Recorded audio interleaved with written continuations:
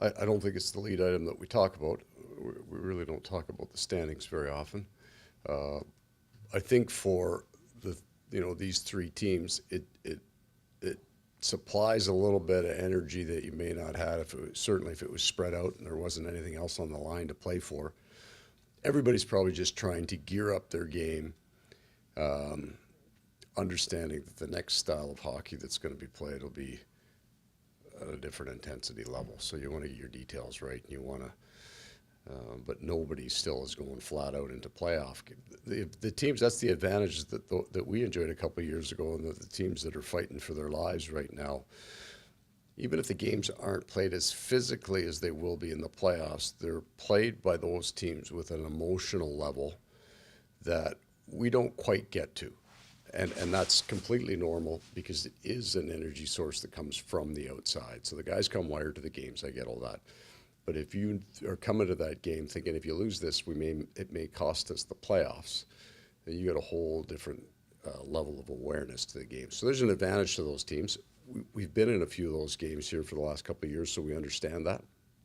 We all have faith in it. The three teams that are sitting at the top have had pretty good regular seasons, so they're good teams. So different energy levels, different energy sources, but I think the mentality of everybody feels it coming, right? It's only 10 to 12 games away, um, and then it's on. Some teams we've seen, they've kind of manipulated things to create matchups that they maybe think they want in the playoffs. I don't think you think like that, but I mean, just being in the top three, I would think it's hard to fake getting excited about, oh, we're playing for first tonight. As long as you're in the top three, yeah, and I'm going to put Ottawa in this. I don't think there's an advantage to every team. All these teams have strengths, including ourselves. We all have weaknesses. And I think the math says the path is you're going to probably have to hit an Ontario team and a Florida team at some point. So we never talk about that. You never think like that. We hit Tampa in the first round last year. They had 98 points.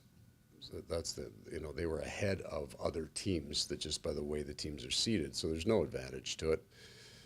You're not winning without beating four great teams. There's no weak link on our side. I don't feel that. Style of game especially, I think we're probably 10-6 against the West top 8, and we're about 500 against the East top 8. These are heavy games. Looking at today, Sam Bennett not out there or anything. All good. All good. Sam didn't skate. Mikula didn't skate. Reinhart didn't skate. That's all based on volume of games that they've played and that we can right now get them one more day. Looking at today's practice. Yeah, the guys that hit the ice. So, and this is not true about the whole team, but the guys who play big minutes, who've played a lot of games, when we say it's optional, we have a conversation with them. What is the thing that gets you to feel as strong as you can for Utah, but also mindful of the number of games that we have stacked up after that? There would be players that'll say, I think I play my best if I skate today, and there are other guys with the opposite. I could use one more day. So that's how we do that. Just the importance of using this 4-day block that you do have in between games. It's the last big one you guys have. Yeah, 4-day block is great, but you've paid for it somewhere, or you're gonna pay for it, right? So you just take advantage when you possibly can, because we were at home on our last game. That's a big advantage. So that night is not a travel night for you, and then you get 2 days off the ice. But we would have had players come in on both days, both the last 2 days. Use the gym, use the recovery apparatus that we have. Everybody's just gearing up now for the push for the playoffs. How's Brad Marchand continuing? Oh, he can shoot a puck and he can make plays. So he's been on the ice for a little bit now. There's probably the biggest advantage of the 4 days, so we don't lose another game. We'll get him through a full practice tomorrow, and then make an assessment. But we are shooting for Utah right now. But all of these, anybody that's got anything that will put Kulikov in this, we're not jamming these guys back on their first available day, right? We're not bringing them in early. So if he says he'd like a few more days we're good with that. But we need to get him through a few practices to see. And what you've seen him out there a bunch of times. You had him in the top 6 today. Is that where maybe you think he slots in? Yep. Yeah, with Matthew out of our lineup, there's a place there for him for sure. And Some of it's just comfort. Of all the players that he has, he's played a few games with Sam Bennett, so he knows he's got some conversation there. So that's the idea of putting him there. and everybody in that room seems to really like him being there. I mean, you Yeah. haven't heard a crossword or a bad word about Brad Marchand. I mean, Oh. he just seems like he's fit right in with your guys. His personality, he knows a few guys in here, right? So he's played with the Boston guys, so he's got 3 guys there, and he's played with the Team Canada guys. So now you're talking about 5 guys in the locker room he knows. So that you don't have to wait 2 weeks for his personality to come out. He's a gregarious man. He's very positive, loves being at the rink, loves being at the ice, and he shows it every time he's out there. He fits in so that it almost feels like he's been here forever. He just, personality probably has a lot to do with that. And then he does some really good things on the ice, and I think that's the, when you put a player that's special on the ice, whether it's his hands or his feet, and the players notice that before anybody else. They can judge that better than anybody. There's an excitement then when you put him in the lineup. Are you concerned with the nature of his injury? Doesn't look like he's been hit too much here in your practices. Well, no, we don't. We have very, but he will bang after practices, and he will have a really good handle on his own body. If we don't feel like through practice tomorrow he's been tested enough, we just won't play him until that time comes. He's only going back in when he's ready to go back in.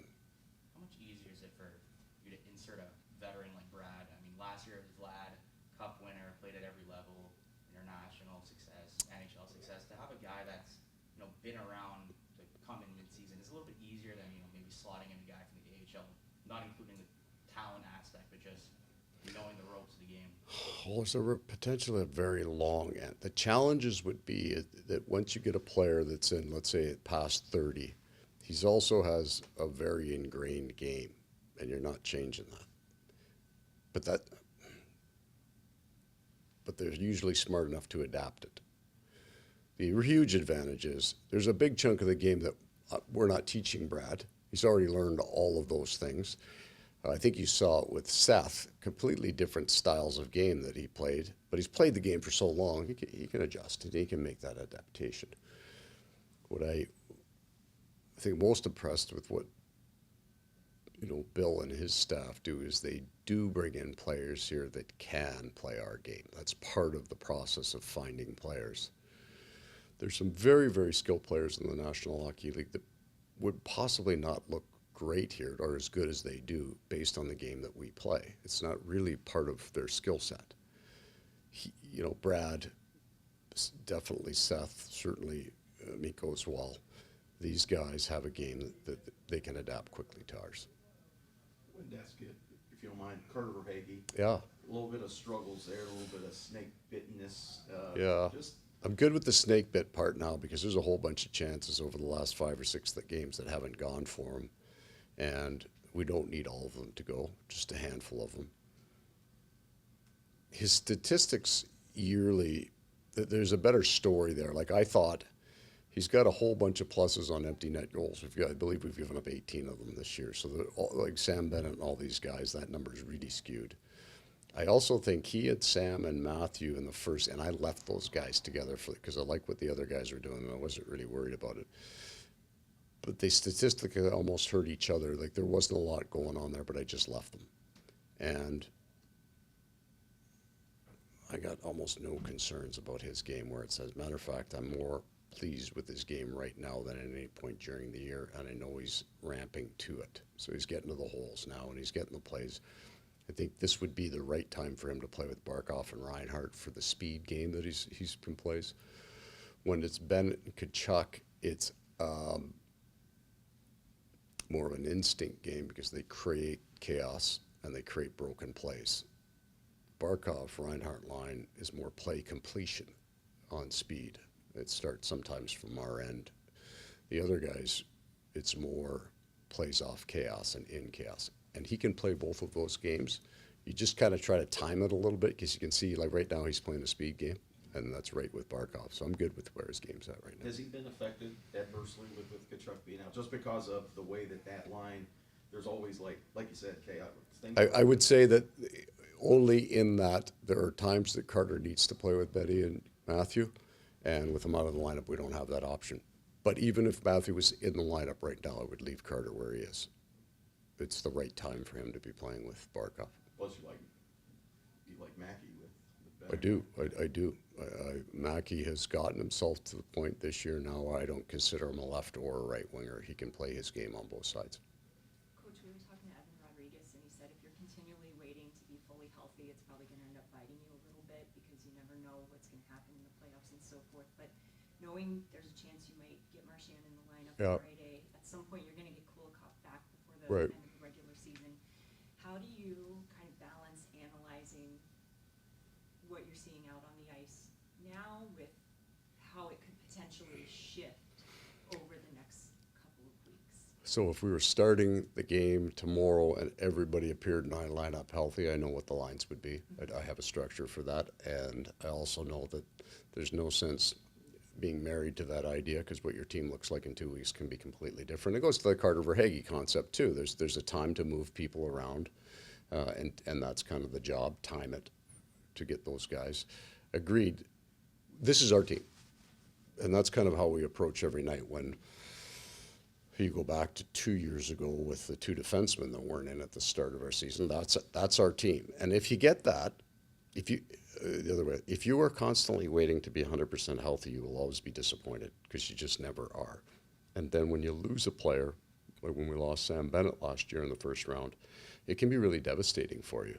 So if your mentality would be, this is our team every night, this is who we go out with and we expect to win, and maybe we have to adjust the way we play a little bit, or we would accept the fact that we aren't going to look the same without Matthew in our lineup. But that doesn't mean we can't be successful looking differently.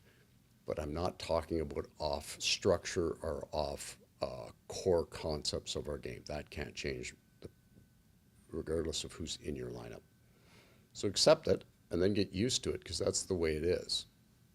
And that's the way it is in the playoffs. Thank you. Okay, guys. Thank you very much, guys. Thank you.